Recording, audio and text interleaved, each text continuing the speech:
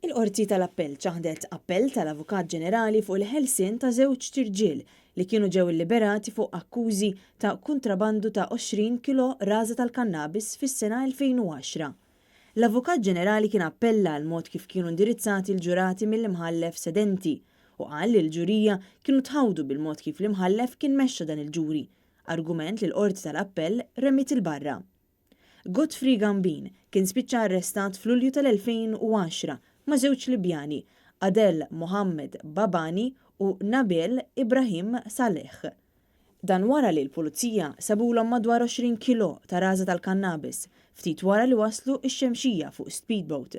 Saleh kien ħarab minn Malta wara li kien dam 22 xahar taħt il-kustodja. Sa issa u għadu ma nstabx minkejja li għadu fuq il-lista tal-persuni mfittxija. Gambin u Babani ma kienux instabu ħatja f'ġuri li kien sar.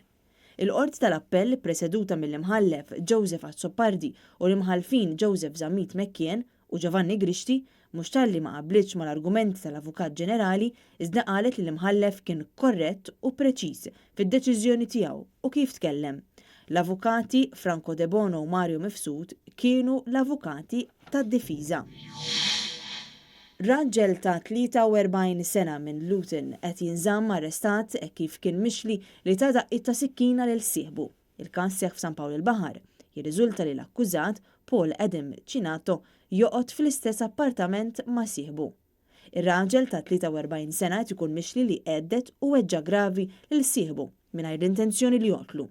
Qed ikun akkużat ukoll li ma kellux liċenzja biex iżomm arma u li f'Novembru tas-sena l-oħra seraq mobile. Jirriżulta li l-argument inqala meta l-akkużat allegatament kellu xi jgħid ma' sieħbu u ħebb għalih. Fil-qorti u qal li qabel l-argument l-akkużat bad messaġġi ta' teddid lill-vittma. L-akkużat spiċċa telaq mill-appartament u ġie arrestat wara li rritorna fl-appartament.